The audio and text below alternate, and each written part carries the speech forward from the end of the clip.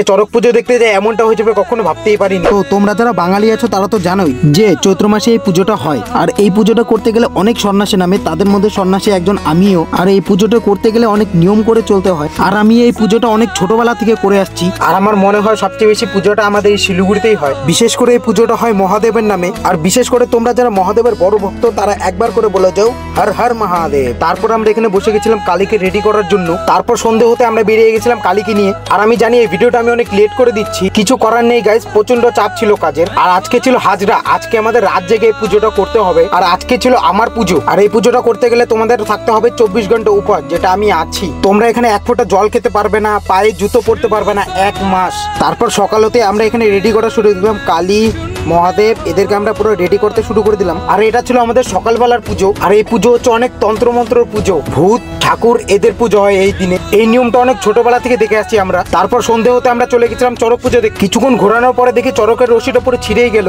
এইসব জিনিস হয় কিছু অনিয়মের কারণে। এই পুজোতে অনেক নিয়ম, যে নিয়ম মানতে পারবে না তার সাথে খারাপ হবেই। আর আজকের মতন ভিডিওটা এখানেই শেষ করলাম। তোমাদের যদি ভিডিওটা ভালো লাগে তাহলে লাইক, কমেন্ট, শেয়ার, সাবস্ক্রাইব সব করে দেবে। বাই।